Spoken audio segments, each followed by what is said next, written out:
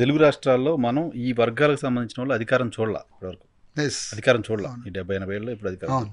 But ఉత్తరప్రదేశ్లో ఈ వర్గాలు అధికారం చూశాయి. అవును. అధికారంలోకి వస్తే జరిగే మంచి ఏంటో తెలుసుకున్నాయి. అవును. ఆ వర్గాలకు ఏం చేయొచ్చో చూసాయి. అవును. చూసిన తర్వాత ఆ పార్టీలు నిలదొక్కుకోవడం అనేది అవసరం కదా. ఆ అవును. వర్గాలు నిలబెట్టుకోవాలి కదా. అవును. ఆ నిలబెట్టుకోకపోవడం వెనక రీజన్ ఏంటి మీ అబ్జర్వేషన్? అంటే ఒకటి సార్, ఇక్కడ రాజ్యము వచ్చింది, అధికారానికి వచ్చారు, కానీ అధికారాన్ని నిలబెట్టుకోలేకపోవడం అంటే అధికారాన్ని రుచి చూసిన వాడే మళ్ళీ అధికారం కోసం ఒకటి బయలుదేరాల్సింది. న్యాచురల్. మీరు రుచి చూసాం కదా అక్కడ మనం. అదే ఇప్పుడు కమ్మాసి రెడ్డి రుచి చూశారు కాబట్టి వాళ్ళ లెగసీ కంటిన్యూ అవుతుంది, అవును. మిస్ కాకుండా. కానీ ఈ వర్గాల్లో ఆ రుచి చూసినటువంటి వ్యక్తులు యొక్క చైతన్యం మరి ఇదే స్థాయిలో ఉందని అనుకోవాలా, లేదంటే ఈ రుచి చూసిన వాళ్ళలోంచి ఒక లీడర్ పుడతాడేమని వెయిట్ చేయాలని కాలానికి వదిలేద్దాం అంటారు నేను. చూద్దాం. అంటే డెఫినెట్గా ఈ వ్యాక్యూమ్ నుంచి పుట్టాల్సిందే, అంతటి వ్యాక్యూమ్ ఉంది. ప్రజలు ఆ స్థాయిలో లోడు మోస్తున్నారు ఈరోజు దేశం. కాబట్టి పుడతారు, ఒక పెద్ద నాయకులు వివిధ ప్రాంతాల్లో పుడతారనే నమ్మకంతో అయితే నేనున్నా. తెలుగు రాష్ట్రాలకు సంబంధించి చూస్తే తెలంగాణ పాలిటిక్స్ పైన మీ కామెంట్ ఏంటి 8 నెలలు 9 నెలల కాలంలో? అదే సార్, ఇక్కడ విషయం ఏంటంటే అది కేసీఆర్ ప్రభుత్వమేనా రేవంత్ రెడ్డి ప్రభుత్వమేనా, తేడా ఏం కనిపించట్లేదా? ఏం తేడా ఉంటుంది? ఇప్పుడు ఒక ఎంబీఏ వాళ్ళు 2 ఇంటలెక్చువల్ ఎంబీఏల మధ్య ఐడియా లేకపోతే ఎయిర్టెల్ ఈ కార్డ్స్ అన్నీ కూడా ఈ ప్రైజ్కి మీకు కాల్స్ రేట్లని ఇచ్చేది, రెండు ఒకటే సేమ్ ఫైనల్కి వచ్చేసరికి. అట్లనే రేవంత్ రెడ్డి ప్రభుత్వమేనా కేసీఆర్ ప్రభుత్వమేనా ఏంటి అసలు? బేసిక్ ప్రిన్సిపల్ ప్రజల యొక్క మౌలికమైన మార్పు భూమిని పంచడంలో దాగున్నది బేసికల్గా. ఇది చేతనైద్దా ఈ ప్రభుత్వాలకి? అసలు వీళ్ళకి చేతనవుద్దా? అది ఇంపాసిబుల్. విద్యని డెమోక్రటైజ్ చేయగలరా? విద్యని ప్రజాస్వామీకరించి సామాన్యుడు అద్భుతమైన ప్రభుత్వ స్కూల్ని ఉచితంగా విద్యను బోధించే ఒక అద్భుతమైన ఒక రాడికల్ ఎడ్యుకేషన్ సిస్టమ్ తేగలడా రేవంత్ రెడ్డి? తేవాలి అంటే వాళ్ళ చేత కాదు అది. లేదా కేసీఆర్ ఏమైనా విద్యను ప్రజాస్వామీకరించి విద్యను అందించిండా, వైద్యాన్ని అందించారా, భూమిని పంచారా, నిరుద్యోగులు కోట్ల మందికి ఉపాధి ఏమైనా కల్పించారా? ఇవన్నీ చేయాలంటే వీళ్ళని ఎవరైతే తీసుకొస్తున్నారో క్యాపిటలిస్టులు, రెడ్ల క్యాపిటలిస్టులు, వెలమ క్యాపిటలిస్టులు కలిపిన ప్రభుత్వాలు ఇవి. అసలు వీళ్ళని తీసుకొచ్చేదే వేల లక్షల కోట్ల ఉన్నటువంటి పారిశ్రామిక అగ్రకుల పారిశ్రామికవేత్తల భూస్వాముల ప్రభుత్వాలు ఇవి. కాబట్టి వాళ్ళ ప్రయోజనాలతో ముడిపడి ఉన్నటువంటి విధంగానే ప్రభుత్వాలు ఉంటాయి తప్ప వీళ్ళు ప్రజల్లో ఏమంటే ఒక గవర్నమెంట్ ఇంకో గవర్నమెంట్ తీసుకొచ్చి మేము ఏం చేసినామంటే బస్సుల్లో ఫ్రీగా ఎక్కించడం అనేది నవ్వుకునే విషయం అది. అంటే వాళ్ళే గతంలో మీరు ఇంటర్వ్యూలు చూస్తే వెళ్ళాయి, ఇప్పుడు అయిన ముఖ్యమంత్రుల ఇంటర్వ్యూలు ఏముంది, పైసలు ఆడించి తీసుకొస్తాం, వాళ్ళ మీద ట్యాక్స్లు వేసి సారా డబ్బులు గుంజుతాం అని చెప్పారు. అంతే. మరి ఇప్పుడు బస్సులో ఫ్రీగా పంపించారంటే డబ్బులు ఎక్కడి? ఆ రోజు క్వార్టర్ సీసా వాళ్ళ ఇంట్లో తాగితే 60 రూపాయలు పోట్లే గవర్నమెంట్కి. బస్సుకు పెట్టేది 10-20 రూపాయలు, ఒక 30 రూపాయలు 50 రూపాయలు. అట్లనే బస్సులు ఎక్కితేనో ఇంకోటో కాదు, ఈ రెండు ప్రభుత్వాలు ప్రజలకు చేసేది శూన్యం. ప్రజలకు కావాల్సింది ఈ ప్రజల యొక్క అసలైనటువంటి ఈ వర్గాల రాజ్యం రావాలి. తెలంగాణలో ఇప్పుడు రాహుల్ గాంధీ ఏదైతే చెప్తున్నాడో, రాహుల్ గాంధీ కులగణన గురించి మాట్లాడుతున్నాడు.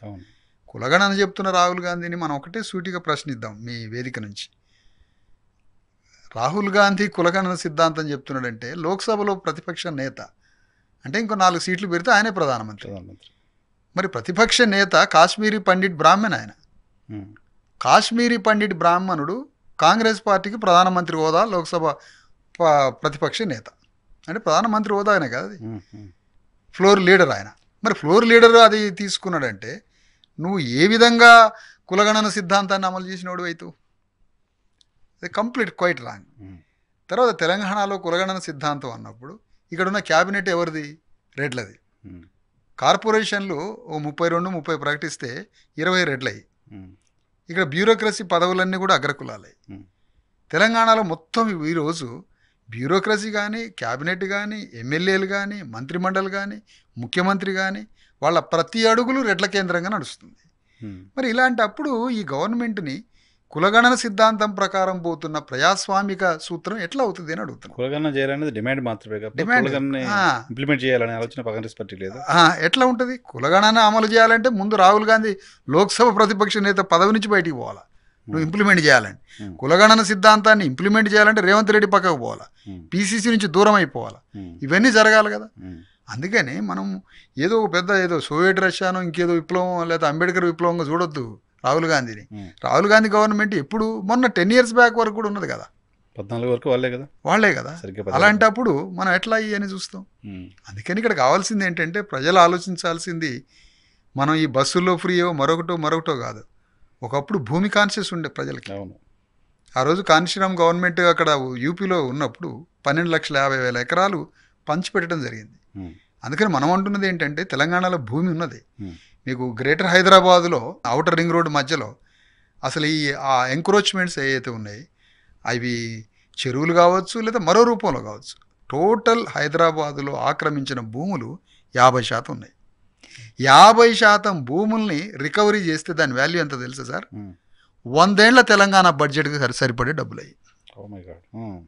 ఎందుకంటే హైదరాబాద్ అనే ల్యాండ్ ఈక్వల్ టు గోల్డ్ అది వరల్డ్లో. అంటే ప్రపంచం అంతా దృష్టి పెట్టింది, క్యాపిటలిస్ట్ దృష్టి పెట్టింది హైదరాబాద్ మీద.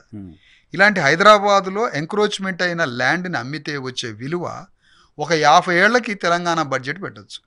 అంటే తెలంగాణలో ఉన్న 90% ప్రజల యొక్క పేదరికాన్ని పోగొట్టచ్చు. కానీ ఈ రాడికల్ వర్క్ చేస్తారా? ఇంత మౌలికమైన పని చేయగలరా? వాళ్ళ పగా ప్రతీకారాలలో ఎవరైనా వాళ్ళ గేమ్లో ఎవరైనా ఒకళ్ళిద్దరు క్యారెక్టర్లు ఉంటే, ఆ కమ్మధర్మంలో లేడు నాగార్జున, వాళ్ళ నాన్న కూడా లేడు, అక్కినేని నాగేశ్వరరావు కమ్మ గుంపులో లేడు. సో ఇప్పుడు హైడ్రా అనేది సిన్సియర్గా ఎంక్రోచ్మెంట్ కోసం హైడ్రా ఎట్లా అవుతుంది సార్? అది హైడ్రా అనేది అది చేయాలంటే 50% హైదరాబాద్ని ఎంక్రోచ్మెంట్ నుంచి బయటికి. ఆ ప్రయత్నం ఇప్పుడు మొదలైంది ఎన్ కన్వెన్షన్తో అనుకోలేము. అదే చెప్తున్నా కదా, ఇప్పుడు నాగార్జున అనేది ఒక సింబాలిక్ చూపిస్తున్నారు. అది కూడా ఎందుకు చూపించారంటే నాగార్జున కమ్మధర్మంలో లేడు. ఆయన వాళ్ళ అక్కినేని నాగేశ్వరరావు కమ్మధర్మంలో లేరు. వాళ్ళు అక్కినేని నాగేశ్వరరావు ఎన్టీ రామారావుకు క్వైట్ అపోజిట్.